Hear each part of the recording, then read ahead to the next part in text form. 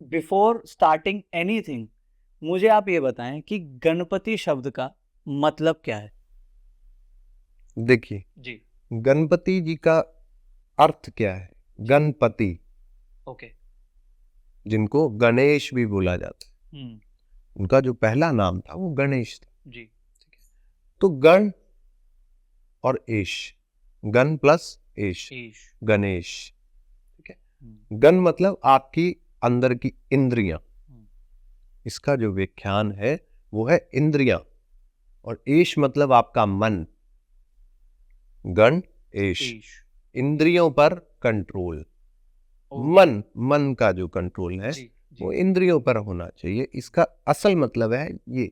आप देखिए कि आपने एक जगह आप गए, मंदिर में आप चले गए, वहां आपने देखा कि लोगों के कपड़े कैसे पहने हैं, आपका जूता बाहर है, आपकी गाड़ी बाहर है। आप भगवान के ऊपर कम देखेंगे, आपका जो मन, क्योंकि मन चंचल है ना, जी। मन जी। चंचल है।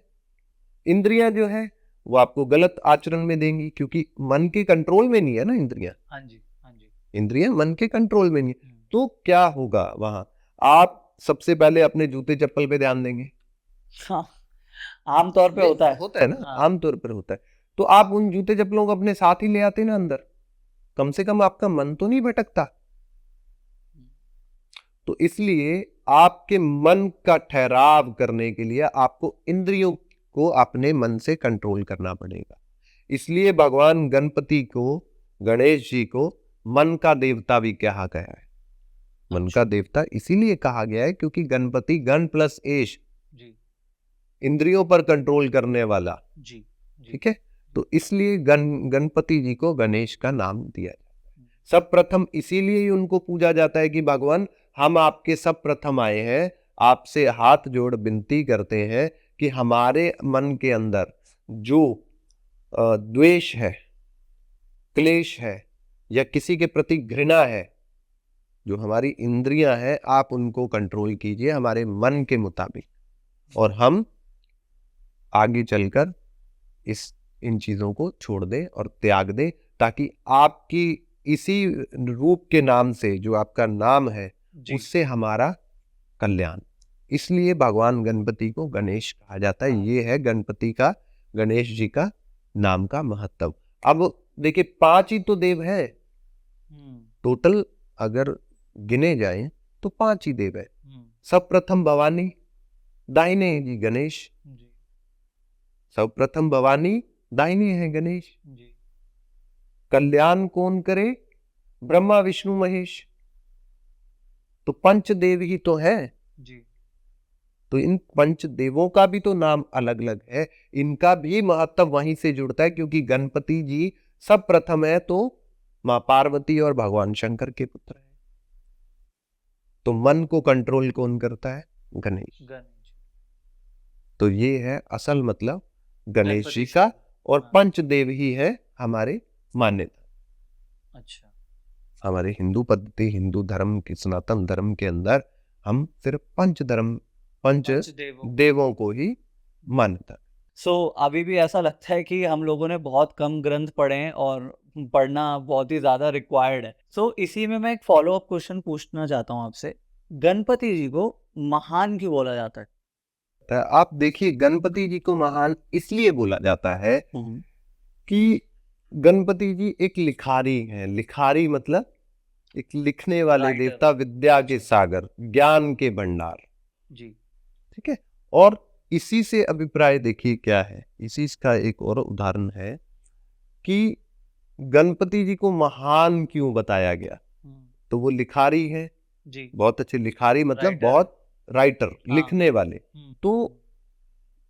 एक बार क्या हुआ कि वेद व्यास जी, ऋषि वेद व्यास जी थे, उन्होंने महाभारत को पहले ही देख चुके थे। जी। जी। ठीक है। जैसे हम स्वप्न देखते हैं कि आगे चल के ये होगा होने वाला या ऐसा होगा, तो वेद व्यास जी, उन्होंने बड़े तरीके से इसका व्याख्यान किया है। है। पर लोगों को ये पता है कि महाभारत वेद व्यास जी ने लिखी। सुनाने वाले वेद व्यास थे, लिखने वाले गणपति महाराज थे। जी। हाथ उनका था और वेद व्यास जी शब्द थे। शब्द थे। तो चारों वेदों का जो ब्रह्मा जी ने चारों वेदों की ज्ञानता है, उन्होंने ही तो 4 वेद लिखे हैं। तो ब्रह्मा जी के पास गए तो ब्रह्मा जी ने कहा कि मैं इसको लिख तो दूंगा, पर आप मुझसे भी अच्छा जो लिखने वाले हैं वो विद्या के सागर गणपति महाराज हैं, आप उनके पास जाइए। तो गणपति जी महाराज के पास गए। अब गणपति जी के पास गए तो गणपति जी महाराज ने उनसे एक शर्त रख दी कि मैं लिख तो दूंगा इसको, परंतु आपके शब्द रुकने नहीं चाहिए, मेरी कलम अगर एक बार चली। इसीलिए जो आजकल एस्ट्रोलॉजी में कुंडलियां बनाई जाती हैं, ठीक है, तो आप देखिएगा उनकी पुस्तक के ऊपर ना भाग्य के देव गणपति जी लिखे होते हैं, फोटोज चित्र बनाए होते हैं, वो इसीलिए लिखे होते हैं कि गणपति ने ही ये कुंडली तैयार की है, कि पंडित जी ने है। उसका अर्थ क्या है, उसका अर्थ समझिए उस बुकलेट का। वो अर्थ ये है कि गणपति जी की जब कलम चलती है आपके भाग्य को लिखने के लिए, तो वो कभी रुकती नहीं है। भाग्य बेशक आपके ब्रह्मा जी लिखते हैं, बोलते हैं एक तरह से, ठीक है, पर लिखने वाले जो है वो गणपति लिखारी हैं, बहुत अच्छे। उनसे बड़ा कोई लिखारी नहीं है इस पृथ्वी, इस ब्रह्मांड के अंदर। तो उन्होंने क्या किया, उन्होंने जो शर्त रखी, वेद व्यास जी ने उस शर्त को मान लिया कि मैं बिना रुके आपको ये ग्रंथ सुनाऊंगा और आप लिख दीजिएगा जी। अब उनकी महानता इसलिए है कि वो बहुत बड़े लिखारी हैं। तो उन्होंने लिखना शुरू किया उस ग्रंथ को। उस ग्रंथ को जब उन्होंने लिखना शुरू किया, वेद व्यास जी ने सुनाना शुरू किया, और गणपति जी लिखते गए लिखते गए लिखते गए। 10 दिन बीत गए, 10 दिन बीत गए बिना रुके।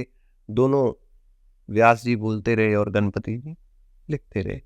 तो लिखते लिखते उनका रंग जो था गणपति जी का, तपिश के कारण लाल हो गया।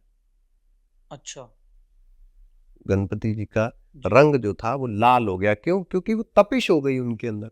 आप अगर कोई काम करते जाएंगे बिना रुके तो आपके अंदर जो है वो तपिश पैदा हो, उस तपिश के कारण वो लाल रंग के हो गए। तो वेद व्यास जी 10 दिन बाद आंखें खोली, उनके अश्रु निकल रहे थे। तो जब अश्रु निकल रहे थे तो भगवान गणपति तब भी लिखते ही जा रहे थे, लिखते गए। तो वेद व्यास जी ने उनको शांत किया, शांत नहीं हुए, उनकी तपिश कम नहीं हुई, तो उनको मिट्टी का लेप लगाया गया। उनके ऊपर जो था मिट्टी का लेप किया गया। वो पद्धति वहां से है कि गणपति जी की मिट्टी की मूर्ति बनाते हैं तब। अच्छा, ठीक है, तो लेप लगाने के बाद तब भी उनकी तपिश कम नहीं हुई। तो जब तपिश कम नहीं हुई तो गणपति जी को उन्होंने समुद्र के अंदर स्नान कराया। समुद्र देव ने स्वीकार किया गणपति महाराज को। जी जी। देवों के देव हैं गणपति महाराज, तो उनको स्वीकार किया समुद्र देवता ने, तब जाके वो शांत हुए। वो पद्धति वहां से है कि गणपति जी का विसर्जन क्यों होता है, उनकी महानता इसलिए है। आप देखिए गणपति जी के रूप रंग को देखिए, पहले आप गणपति जी के रूप रंग को देखिए, उनकी आंखें देखिए, बड़ी छोटी छोटी आंखें। उसका महत्व आप समझते हैं? उसका महत्व देखिए कि किसी उनकी छोटी छोटी आंखें कि किसी को भी छोटे ये बड़ी बड़ी निगाह नजर से ना देखना, किसी में भेदभाव नहीं करना। छोटी छोटी आंखें, तो वो सबको, हाँ, उनका आंखों का प्रतीक है कि सबको एक समान देखते हैं वो। ठीक है, ये बड़ा है या छोटा है, या नीच जाति का है या ये बड़ी जाति का, क्योंकि ये तो हमने किया ना, जाति पाति का भेदभाव, ये इंसानों ने। पर भगवान की नजर के सामने, मतलब जो गणपति जी हैं उनके सामने क्या है कि गणपति जी एक समान देखते हैं। ये है उनकी आंखों का प्रतीक। उनके कान देखिए कितने बड़े बड़े बड़े कान है। कानों का काम क्या है? कानों का काम ये है, सबसे पहले आपने देखा होगा हमारे पुराने जो बुजुर्ग थे, जो पुरानी औरतें थी, गेहूं साफ करने के लिए एक छाछ आता है, जी जी, छाछ टाइप, वो छाछ ऐसे करते हैं ना, छन्नी छन्नी टाइप। सॉर्ट तो ऑफ, छन्नी हाँ तो वो हाँ नीचे से निकालती है, एक छाछ होता है, हाँ। वो बांस के कानों से बना होता है।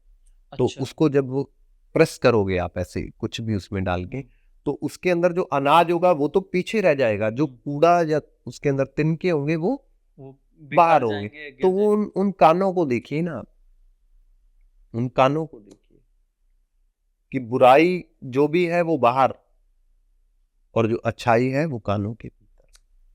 आपने देखा सुना होगा कि कभी कभी आपको फूल दिया जाता है मंदिर के अंदर, लोग जाते हैं फूल ले लेते हैं, आप उस फूल का क्या करते हैं? फूल को लाके हम लोग रख लेते हैं कहीं पे, या फिर वो विसर्जन हो जाता है। देखिए, हम्म। गन अब जो आपको फूल दिया गया है, मंदिर से आपको एक फूल दिया जी गया, जी। उस फूल का आप क्या करेंगे? आपने फूल ले लिया, हम्म। सबसे पहले आप उस फूल को आंखों पे लगाएंगे, अपने मस्तक पे हाँ लगाएंगे, और जी। अपने कानों पे उसको हाँ। लगा देंगे। जी जी। क्यों? क्योंकि आपके अंदर जो ज्ञान की प्रवृत्ति होगी वो आंखों से पहले आपके कानों से होगी। आंखें सिर्फ देख सकती हैं, ज्ञान को देख सकती हैं, आंखें सुन नहीं सकती ज्ञान को। आप ज्ञान को देखोगे कैसे? आप ज्ञान को सुन सकते हो। कई लोग बोल देते हैं ना आज के समय में, कर्म कीजिए, कर्म कर्म करो, आप कर्म का आपको फल मिले। बिल्कुल कर्म का फल मिले, पर कर्म और धर्म भी तो दो है। कर्म और धर्म भी तो दो है। कर्म क्या है? कर्म, आप हाथ हिला रहे हैं, आप पांव हिला रहे हैं, ठीक है, आप अपनी आंखों की पुतलियां हिला रहे हैं, इंद्रियां आपकी हिल रही हैं, राइट? तो ये क्या है? ये कर्म। आपका कर्म है। हम्म। अब कर्म और भी है। आप पूजा पाठ कर रहे हैं, आप मंदिर में घंटी बजा रहे हैं, ये क्या है? ये कर्म। धर्म है। ये कर्म, भी कर्म है। ये भी आपका कर्म है। हम्म। ये भी कर्म हुआ ना, दोनों कर्म हो गए ना। जी। ठीक है। एक, आप गलत दुकान में जा रहे हैं, वहां मांसाहार किया जा रहा है, वो क्या है? कर्म। वो भी कर्म है। क्योंकि वहां जो कसाई है वो उन जीवों की हत्या कर रहे हैं, वो कर तो कर्म ही रहे हैं ना। तो कर्म तो एक ही हुआ ना। धर्म सिखाता है कि आपको कैसा कर्म करना है, ये धर्म सिखाएगा आपको कि आपको कर्म करना कैसा है। ठीक है। तो आप देखिए ना, अगर आपके कर्म बुरे हैं तो आप बुरे धर्म को आचरण करेंगे। अगर आपकी जी। धर्म अच्छा है तो वो आपको अच्छे कर्म सिखाएगा, संगीत करना, भगवान के दर्शन करना, मंदिरों में जाना, सेवा करना। अगर आपका धर्म अलग है, गलत है, देखिए मैं किसी पे टिप्पणी नहीं कर रहा, किसी के धर्म पे मैं कोई टिप्पणी नहीं कर रहा हूं। असल में क्या है, आपकी कर्म ही आपको सिखाते हैं कि आपको कैसा कर्म करना है। पर धर्म आपको यह सिखाता है कि आपको किस प्रकार और किस मर्यादा में रह के कर्म करना है। तो गणपति जी की जो कान है, अच्छाइयों को अंदर और बुराई को बाहर। सूंड देखिए उनकी, उनकी सूंड देखिए, नाक जी। बहुत ऊंची है। हमेशा आप अपनी नाक को ऊंचा रखिए। लोग बोल देते हैं बहुत ऊंची नाक है, कहावतें बना रखी हैं लोगों ने कि उन नाक बहुत बहुत ऊंची नाक है इसकी, इसको घमंड का प्रतीक दे देते हैं लोग। पर ऐसा नहीं है। आप गणपति जी से सीखिए ना। नाक ऊंची का मतलब क्या है कि आप अपने जीवन में ऐसा कोई कर्म ना करें जिससे आपका नाक नीची हो, गलत पद्धति में ना जाए, गलत पद्धतियों में ना जाए, गलत ईर्ष्या भावना ना रखे। ठीक है। देखिए उनका पेट देखिए कितना मोटा है। हाँ, सबसे ज्यादा उसी के लिए सबसे ज्यादा उनको, हाँ, पेट देखिए उनका हाँ, कितना मोटा है। पेट मोटा होने का कारण क्या है? पेट, आपके अंदर कुछ भी है वो आपके पेट में है। आप कुछ अच्छा। भी खाते हैं, आप किसी का रहस्य जानते हैं। अगर मान लीजिए आपको किसी ने आकर किसी की गुप्त बात बता दी, ठीक है, तो वो आपके पेट में है, वो बाहर नहीं आएगी। ठीक है। तो गणपति जी का पेट मोटा क्यों है? कि आप अपने अंदर किसी की गुप्त रहस्यों को, किसी की बात को अपने अंदर ही रखें, चुगली निंदा किसी के आगे ना करें आप। आज होता क्या है, आपको किसी ने बात बोल दी कि आपने किसी और को बोल दी, वो तीसरे को बोल देगा, वो चौथे को बोल देगा, वो पांचवें, मतलब धीरे धीरे वो बदनामी का कारण इसी निंदा से बनता है। तो वो जो पेट का प्रतीक है कि आप अपने अंदर ही रखें। अगर आपको किसी के सामने वाले का रहस्य पता है, अगर आप पर विश्वास करके अगर किसी ने अपना रहस्य आपको बताया, तो आप अपने पे विश्वास अपने पेट के अंदर रखिए। लड्डू है उनके हाथ में, देखिए लड्डुओं का क्या महत्व है। ऐसा थोड़ी ना कि उनको लड्डू की जरूरत थी या मोदक की जरूरत है, भगवान है, ठीक है। तो लड्डू क्या है, लड्डू देखिए बूंदी से बनते हैं, पीले रंग की एक बूंदी आती है, उससे उसको छोटे छोटे दानों को जोड़ा जाता है, जोड़ के बनाया जाता है जी। ठीक है। तो ये परिवार है आपका, अच्छा। आप समझे, आपका परिवार है, आपके सदस्य हैं आपके। आज देखिए घर के अंदर अगर 4 जीव भी हैं, तो चारों जीवों में नहीं बनेगी। आप हर घर घर की कहानी आप देखिए जाकर, अगर 10 लोग रह रहे हैं परिवार में, तो 10 लोगों का आपस में किसी के साथ नहीं बन रहा, है ना। तो वो जो लड्डू है संजोना, परिवार को एकजुट संजोकर आगे बढ़ना, चलना, एक लड्डू की भांति अपने परिवार को समेट कर रखना, ये है उसकी, ये लड्डू का प्रतीक, मतलब ये जो लड्डू का जो हाँ, प्रतीक है गणपति जी के पास, वो ये है। मूषक जो है वो चुगली निंदा जैसे विचार है, किसी चीज को कुतर देना, काट देना, जी जी। ठीक है। तो भगवान गणपति जी क्या कहते हैं, ऐसे प्राणी को अपने नीचे रखें, ऐसे प्राणी पे आप अपना कंट्रोल रखें। आपका जो मन है वो मूषक की तरह है, वो कुतर देगा सब चीजों को। ईर्ष्या भावना जो है, घृणा आपके अंदर है, तो वो मूषक, उस मूषक पे आप कंट्रोल कीजिए। तो अब देखिए गणपति जी के 2 दांत हैं, जो आधा एक टूटा है, चलो वो भगवान शंकर के साथ जो भी था जी, वो एक अलग कहानी है जी। लीला है प्रभु की, महादेव की। और देखिए दांत, देखिए दांत बड़े होने का कारण क्या है कि आप किसी पर हंसे ना, किसी की गरीबी पर ना हंसे।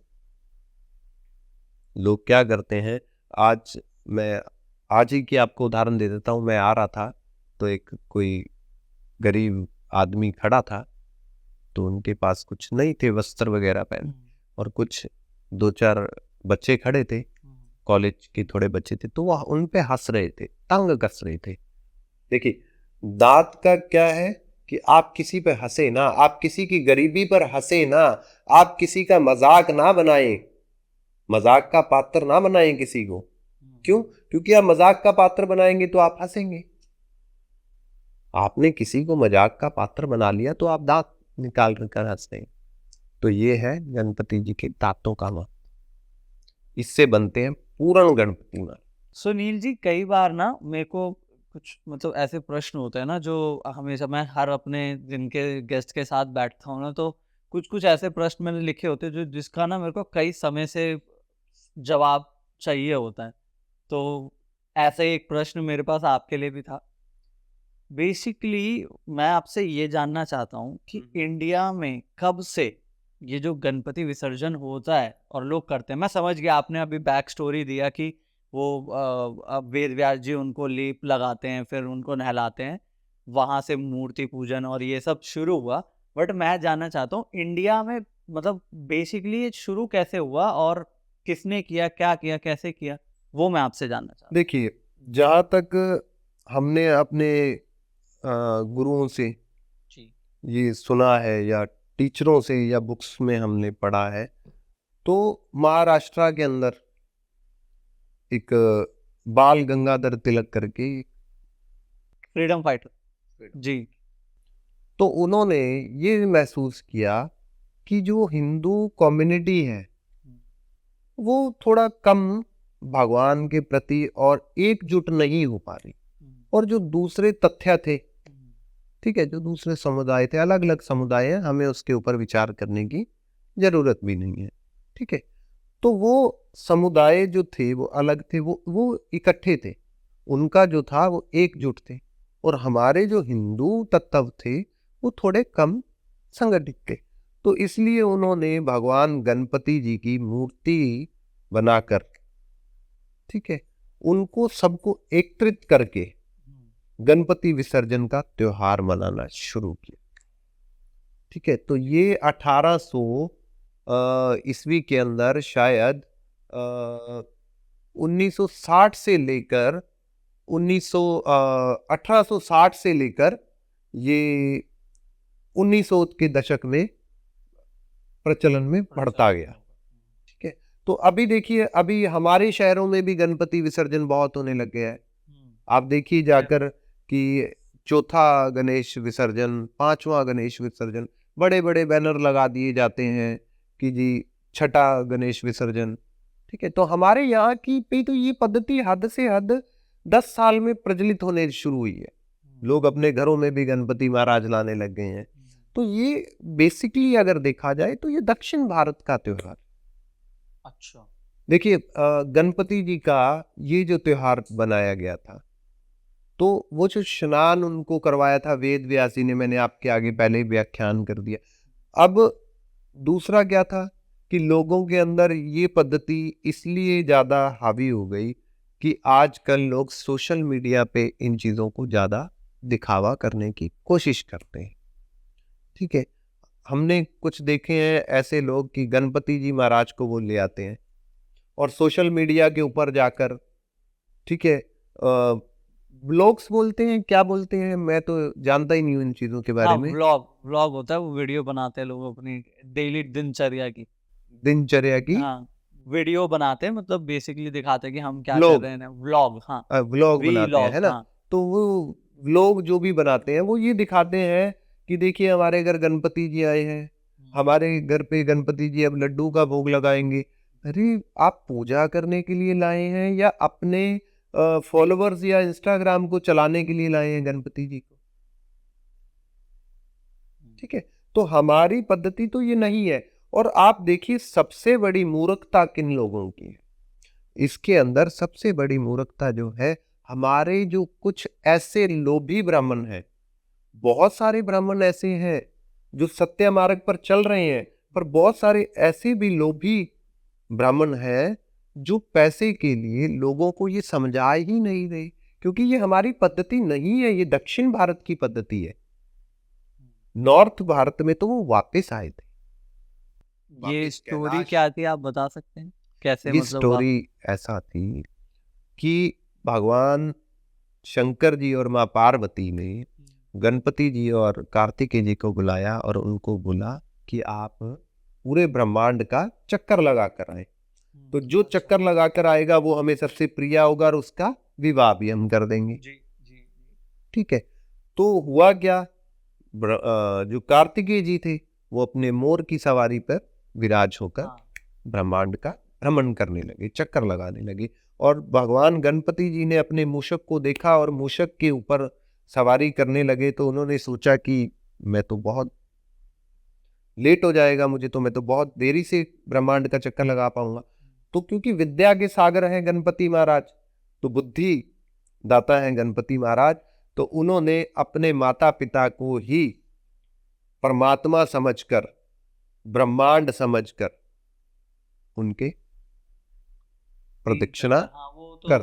स्टोरी सबको, हाँ। ठीक है, तो उस स्टोरी के बाद हुआ क्या, भगवान शंकर ने और माँ पार्वती ने रिद्धि सिद्धि नाम की जो देवियां थी उनसे गणपति महाराज भगवान गणपति की शादी कर दी, जिनसे उनको शुभ और लाभ पुत्र भी उत्पन्न हुए। अच्छा, शुभ और लाभ गणपति भगवान के पुत्र है। अब कार्तिकेय जी थोड़ा वापस आए तो उन्होंने देखा कि ये क्या हुआ है, मेरे भाई की शादी हो चुकी है। तो वो थोड़ा, उन्होंने अपना राज्य फिर दक्षिण भारत की तरफ बना लिया।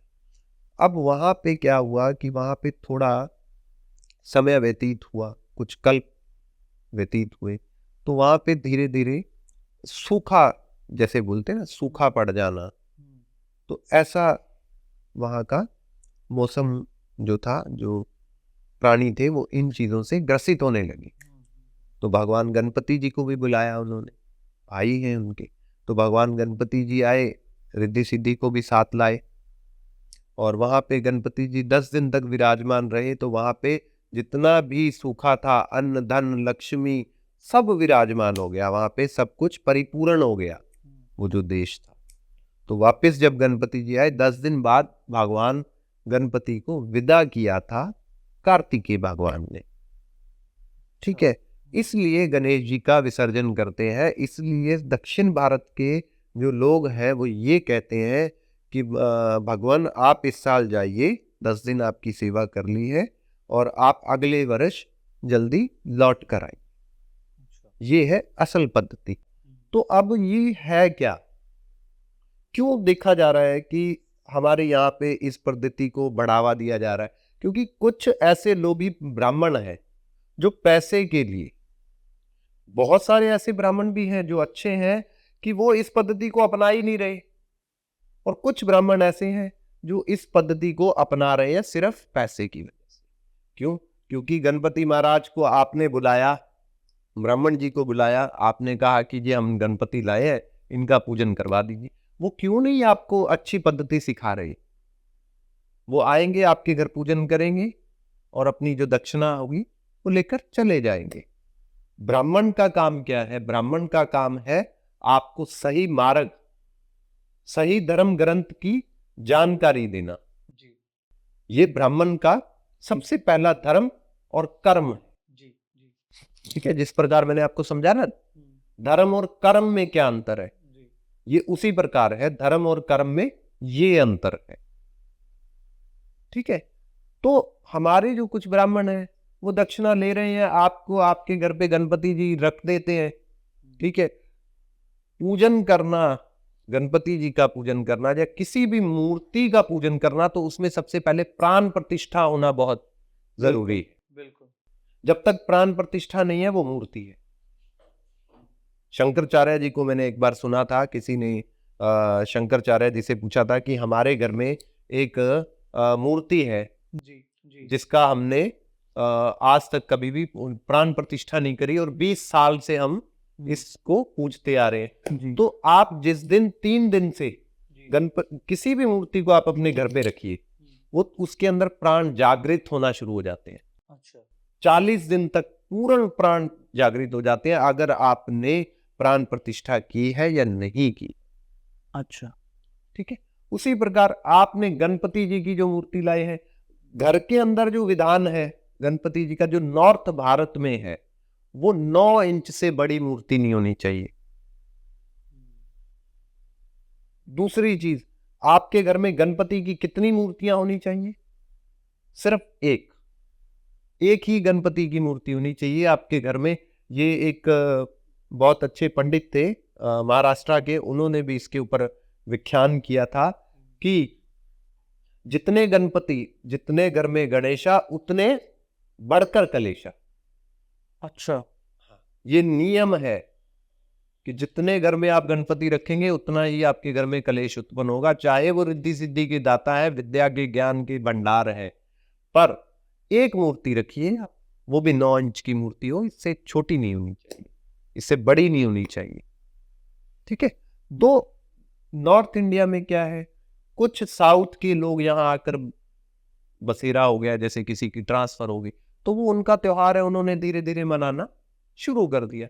और हमारे यहाँ पे लोगों की भेड़ चाल ऐसी चली कि आप लाए हैं तो हम भी लाए हैं। आप देखिए ना जाकर, हर जगह आपको लिखा मिलेगा 5वां गणेश उत्सव, 6ठा गणेश उत्सव। आज से 10 साल पहले कहाँ था ये गणेश उत्सव?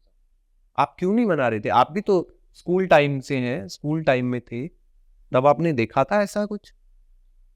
ये प्रवृत्तियां अभी अभी तो जागृत हुई हैं। भगवान गोविंद को देखिए, आप घरों में छोटे छोटे गोविंद ला रखे हैं, उनकी पूजा अर्चना कर रहे हैं और वो उनको टोकरियों में डालकर घूम रहे हैं। ये हमारी प्रवृत्ति थोड़ी ना है। भगवान गोविंद को आप घर से बाहर नहीं निकाल सकते, आप लेकर नहीं जा सकते उनको। कहीं ग्रंथों में कोई उल्लेख नहीं है इसके बारे में। हमारे घर पे गणपति, हमारे घर पे खुद ठाकुर जी विराजमान है, हम खुद उनको एक बार आज तक छुप छुपा कर एक बार उनको लेकर गए थे बाहर, क्योंकि उनके जो कानों के जो कुंडल थे वो फंस गए थे। पर इसका उल्लेख नहीं है कहीं भी कि आप उनको भ्रमण करवाएं, घुमाने लेकर जाएं। और आप लेकर किस तरीके से जा रहे हैं? चलिए, आप लेकर भी जाना चाहते हैं तो आप ऐसी जगह उनको लेकर जाइए जहां पे उनके मित्र हों। आप वृंदावन ले जाइए, आप बरसाना ले जाइए। आपको जाना है बाजार, आप उनको टोकरी में डालकर आप घूम रहे हैं, आप मजाक बना रहे हैं। एक हद की बात आपको मैं एक्सपीरियंस बता देता हूं।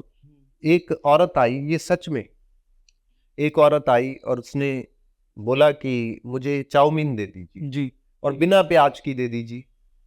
अच्छा। देखिए, अब लोग कहेंगे कि ये तो सेवा भावना है। ये कैसी सेवा भावना हो? आप बोल रहे हैं उनको आकर कि चाउमीन का जी भोग लगाना है भगवान को। देखिए, ये तो हमारी संस्कृति आ गई है, ये हमारी पद्धति है। ये कलयुग नहीं है तो क्या है? तो यहाँ पे जो पद्धति चल रही है वो सिर्फ देखने की है, देखो देख। उनको असली विधि विधान भी नहीं पता, क्योंकि गणपति जी का वो विसर्जन कर कर आ रहे हैं, रिद्धि सिद्धि भी साथ जा रही है। तो आप देखिए, वहां पे फाइनेंशियल क्राइसिस होंगे, वहां पे फाइनेंशियल क्राइसिस हो जाएंगे ऑटोमेटिकली, क्योंकि रिद्धि सिद्धि चली गई, शुभ लाभ भी चले गए। वो वहां के लिए है, वो वहां की पद्धति है। जो साउथ इंडिया की, दक्षिण भारत की पद्धति है, आपके नॉर्थ भारत की नहीं है। यहां तो गणपति आते हैं और आप यहाँ से भी, है ना? तो ये हमारे जो कुछ अच्छे ब्राह्मण है, गुरु संत है, वो भी इसका निषेध करते हैं, वो भी इसके ऊपर बारंबार व्याख्यान करते हैं। पर बस लोगों को तो सिर्फ अपने मनोरंजन के लिए गणपति को लाना है, और ये कर भी रहे हैं। आप देखिए, नाच गाने चल रहे हैं सब। भगवान शंकर को भी मजाक बना रखा है लोगों ने। कल परसों मैंने एक पोस्टर देखा था भगवान शंकर जी का, और उसके अंदर माँ पार्वती के जो वस्त्र थे वो बड़े अजीब ढंग के वस्त्र पहना रखे थे। क्या भगवती ऐसे वस्त्र पहनती थी? ऐसे वस्त्र नहीं पहनती। भगवती का रूप का व्याख्यान करना ही बहुत बड़ी चीज है। महादेव शंकर जी व्याख्यान नहीं कर पाते पार्वती का, है ना? तो क्या कर रखा है लोगों ने? उनको प्रेम का रंग दिखा दिया। प्रेम में लिप्त हैं भगवान शंकर, माँ पार्वती लिप्त हैं। आप देखिए ना, रील्स आती हैं। ये अभी आपके जो, ये अभी क्या त्योहार गया था यार, शिवरात्रि नहीं, पहले सावन जो आया था, सावन में आप देखिए कितने सारे ऐसे लोग हैं जो भगवान शंकर की रील्स पे फोटोज डाल रहे हैं व्हाट्सएप के ऊपर, और प्रेम का प्रतीक डाल रहे हैं नीचे कि देखिए जी, ये है प्रेम का प्रतीक। भगवान शंकर की आप व्याख्यान कैसे कर रहे हैं? किस ढंग से कर रहे हैं? ऐसा रूप रंग है उनका? वो लीला विहारी है, वो लीला विहारी है वो। और लीला विहारी को आप इस तरीके से प्रस्तुत करेंगे? भगवान शंकर तो चरस गांजा, ये जो भी ऐसी मादक पदार्थों का सेवन करते हुए दिखाते हैं कि देखिए जी, शंकर जी ये कर रहे हैं। ऐसा, ये गलत है, ये गलत पद्धतियां हैं। ये उन पोस्टर छापने वालों पर खुद व खुद हिंदू धर्म एक्शन नहीं ले पाता। ये बात तो है। अभी हाल ही में एक और ऐसा केस था, तुरानी करके था एक ब्रांड, जिन्होंने राधा रानी के ऊपर, रासलीला के ऊपर ऐसा कुछ किया था। हाँ, देखिए, रासलीला के ऊपर जो हम इस पद्धति को डालते हैं, तो आप ये देखिए, जागरण होते हैं जी। आप कहाँ के ऐसी राजा हैं जो आपके सामने भगवान कृष्ण का, भगवान गणपति का, भगवान शंकर का वेश धारण करके आपके सामने नाटक पेश करें? कहां से? ये गलत पद्धतियां हैं। भगवान शंकर आपके सामने नाचने आएंगे? ऐसा मतलब आप कहना चाह रहे हैं कि जैसे जागरण में जो झांकियां निकलती हैं, हाँ, ये गलत है। तो ये गलत है। आप खुद देखिए, आप खुद समझिए। आप कहीं के राजा हैं, या तो आप कहिए कि आप राजा हैं। आप राजा हैं नहीं ना। नहीं, एक राजा के सामने भगवान आके नाचेंगे? वो भी गलत है। देखिए, जागरण करना, जागरण में आप उसको बुलाइए जो किसी भी तम्बाकू पदार्थ का सेवन ना करता हो, मुंह में पुड़िया है और भजन गा रहे हैं। आप देखिए, नोटिस कीजिए ना, आप नोटिस कीजिए। ब्राह्मणों के ऊपर भी ये लागू है। जो ब्राह्मण तम्बाकू का सेवन करता है, आप उसको दान नहीं दे सकते। गौ हत्या के बराबर है अगर आप तम्बाकू का सेवन करते हैं। तांत्रिक कर्म में आप कर सकते हैं, सात्विक धर्म में आप नहीं कर सकते। सात्विक धर्म में आप नहीं कर सकते। नहीं, ऐसे ऐसे ब्राह्मण हैं, मुंह में आजकल ये पुड़िया चलती है, मैं नाम नहीं याद आ रहा मुझे। कुछ ऐसे ब्रांड है जैसे रजनीगंधा, कुबेर, कुछ गुटखा। हमारे हाँ, फिल्म के स्टार भी हैं, हाँ, वो भी इनको फिल्म का, हाँ, हाँ, बड़ा ऐड वो करते हैं, रजनीगंधा ही है, हाँ, है ना। वो ऐड करते हैं दाने दाने में केसर, का। है ना। तो आप ये देखिएगा कि जो है तो ये तम्बाकू में मादक, तम्बाकू ही है ना। इसका जो भी सेवन करता है, गौ हत्या का पाप लगता है उनको। अच्छा। ये ग्रंथों में लिखा है, ठीक है। तो ऐसे लोगों से आप ना करवाएं। वो देखिए, अभी कुछ दिन पहले हमारे पंजाब में इसी चीज के विषय के ऊपर बहुत मलाल हुआ थोड़ा।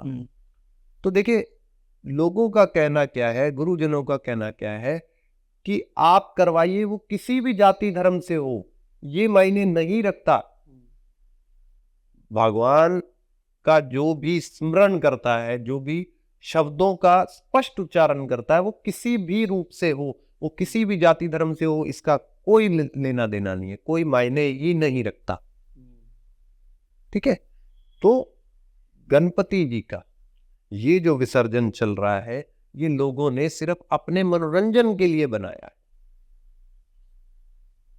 ठीक है। वहां पे आप डीजे भी लगा रहे हैं, वहां पे आप नाचते कूदते जा रहे हैं, गलत मादकों का पदार्थ का सेवन कर रहे हैं। लड़का लड़कियां, लड़का लड़कियां एक दूसरे पे गलत चीजें कर रही हैं वहां। हम वहां पे गणपति जी को थोड़ी ना छोड़ने जा रहे हैं, हम तो वहां पे अपना मनोरंजन करने के लिए जा रहे हैं। तो ये पद्धतियां बड़ी गलत है। ये हमारे कुछ ऐसे ब्राह्मणों को सिखाना चाहिए कि नहीं, इस पद्धति को बदला जाए। आप अपने घर में ही गणपति जी का पूजन करें और उनको अपने स्थान पर रखें। हर घर में एक ही गणपति होने चाहिए। दूसरी चीज आप नोटिस कीजिएगा, गणपति विसर्जन के बाद जिन गणपतियों का आप पूजन करते हैं, तय दिल से, आत्मा से, सब कुछ समर्पित करके उनका पूजन करते हैं, अगले दिन जब आप उनको विसर्जन कराते हैं तो जाकर आप देखिए तो सही, वो किस तरीके से नदियों में होते हैं। आपने देखा है? हाँ, ये तो बहुत न्यूज़, हर बार का ये ट्रेंडिंग न्यूज़ रहता है आफ्टर गणपति, कि बहुत सारी जो मूर्तियाँ होती है वो टूटी हुई होती हैं, इधर उधर फेंकी हुई होती हैं। और फिर आपने पूजा का आपका क्या महत्व रहा है? तो आपने जब 7 दिन पहले, 10 दिन पहले आपने उनको अपना सब कुछ समर्पित करके पूज लिया, 8वें 10वें दिन वो एक मूर्ति हो गई और वो आपने जल में प्रवाहित कर दी। ये गलत पद्धतियां हैं। पहले के जमाने में ऐसा नहीं होता था, बालू रेत से बनाए जाते थे। बालू का जो रेत होता था उससे बनाया जाता था, उनको समुद्र के अंदर डाल दिया जाता था, जिससे वो रेत ऑटोमेटिकली डिसॉल्व हो जाता था पानी में। ये है हमारे यहाँ की गणेश पद्धति। नील जी, ये जो आपने बताया ना, ये बहुत ही इंटरेस्टिंग टॉपिक था, ये बहुत ही अनएक्सप्लोर्ड था वेद शास्त्रों से। मैंने, हाँ, क्योंकि मैंने तो पहले अभी बहुत कम सुना है इसके बारे में, जितने लोगों को मैं जानता हूँ उनमें से। बट मैं ये भी जानना चाहता हूँ, अभी जैसे आपने बताया साउथ के लोग, ये लोग उनके लिए, दक्षिण भारत के लोग थे, दक्षिण भारत, वो इस पद्धति को अपनाते थे, और हमारे नॉर्थ में ये नहीं होता। ठीक है। उनका वापस से स्वागत जरूर होता। अच्छा, हमारे नॉर्थ की तरफ से। देखिए, माता पिता, आप अपने घर से चले गए, 10 दिन घूमने गए, आप वापिस आएंगे तो आपके माता पिता आपको देखकर प्रसन्न होंगे ना। आप रिद्धि सिद्धि के साथ आए हैं। जी जी। ठीक है। तो आप ये देखिएगा कि वहां पे रिद्धि सिद्धि के नाम का तिलक लगाया जाता है, अच्छा। ताकि रिद्धि सिद्धि यही रहे हमारे पास। हाँ हाँ हाँ हाँ। पर मैं हम ये इसे नहीं हाँ करते। अभी देखिए अनंत चतुर्दशी को, ये जो आने वाली अनंत हाँ, यही मैं चतुर्दशी पूछना है, चाह रहा था आपसे। हाँ हाँ, हाँ अनंत चतुर्दशी जो आ रही है, जी। इसके अंदर आप देखिएगा कि जिन औरतों को बच्चे नहीं है, अच्छा। हम्म जो औरतों को बच्चे नहीं है, जो डॉक्टर बोल दिए जाते हैं, डॉक्टर बोल देते हैं कि यह शायद ही आप बच्चा पैदा कर पाए, या आजकल टेक्नोलॉजी इतनी बढ़ गई है कि कुछ वो क्या बोलते हैं, मुझे उसके बारे में ज्ञान नहीं है जरा। मैंने भी ज्यादा कुछ नहीं सुना, बट मैंने कुछ वर्ड आजकल और हाँ आईवीएफ और सेरोगेसी आई गेस ये सब सैरोगेसी सुना। हाँ टाइप करती हाँ। है ना कुछ ऐसा। तो आप देखिए उसके अंदर है क्या, उसके अंदर वो डॉक्टरों द्वारा बनाई हुई एक प्रक्रिया है जिसके अंदर आपको संतान पैदा करा के दे दी जाती है। अब देखिए अनंत चतुर्दशी है, जी जी। अनंत चतुर्दशी के अंदर आप देखिए जितनी भी महिलाएं हैं जिनको संतान होने में दिक्कत हो रही है या बिल्कुल भी उनको उम्मीद नहीं है, नहीं। तो वो क्या करें, 16 पीले रंग के धागे लें। अच्छा। 16 हम्म पीले रंग के धागे लें। अनंत का मतलब क्या है, अनंत है बाजू बंद। अच्छा। अनंत चतुर्दशी देखा आपने, रानियों के अनंत बंधा होता था। हाँ हाँ हाँ। पहले के जो लोग थे वहां अनंत बांधते, जिसको पुत्र नहीं होता था उसको अनंत बांधते थे, उसको बोला जाता है अनंत चतुर्दशी। ठीक है, तो अनंत चतुर्दशी पे आप क्या करें, आप 16 रंग के पीले धागे लें। उन पीले धागों को जैसे आप अपने बाल गूंथते हैं ना, जी औरतें जी चोटी बनाती हैं, जी। उस तरीके से उनको 16 बार गूंथ लें और उसको गणपति जी से लगाकर, जी उनके चरणों में लगाकर और प्रार्थना करके कि हे गणपति महाराज, अगले वर्ष आप आना, मेरे पुत्र रूप में मेरे गर्भ में आना। और वो अनंत आप बांध लीजिए। आपको अगले साल आपके गर्भ में, आपकी गोद में, अगली अनंत चतुर्दशी के अंदर आपके हाथ में संतान। बट आप ये ऑन कैमरा ऐसे बोल रहे हैं, तो ये क्या मतलब सच में पॉसिबल? ये बिल्कुल पॉसिबल है, हाँ। परंतु मैं लड़का लड़की में भेद नहीं करता। ठीक है, आपको पुत्री हो या पुत्र हो, मेरे लिए दोनों समान। ये है अनंत चतुर्दशी का उपाय। और जिन लोगों पर केस चल रहा है, मुकदमा चल रहा है, उनको लगता है कि हमें जेल हो जाएगी, जिसने देखिए सच में पाप किया है उसको तो सजा मिलेगी ही मिलेगी। क्योंकि देखिए आप, कुछ ऐसे लोग हैं जो भगवान राम का नाम लेते हैं और गुनाह भी करते हैं, तो नहीं, उनको बख्शा नहीं जाता। उसी प्रकार से अगर आपका मन सच में ऐसा है कि आपने कर्म नहीं किया, बुरा कर्म नहीं किया, और आपको तब भी सजा हो सकती है, उसके लिए आप एक काम कीजिए। अगर आपका मन ये जानता है आप निर्दोष है, तो 108 3 पत्तियों वाली ध्रुवा लीजिए। ध्रुवा क्या होता है? ध्रुवा जो भगवान गणपति को चढ़ाई जाती है, हरे रंग की, जिसकी अच्छा। घास हाँ नहीं, हाँ हाँ हाँ। ध्रुवा, ध्रुव घास टाइप की होती है। हाँ वो ध्रुवा मैंने देखा। हाँ। वो आप 108 लीजिए, पर हर पत्ती के अंदर 3 पंखुड़ियां होनी चाहिए, एज लाइक अ त्रिशूल, जैसे त्रिशूल होता है।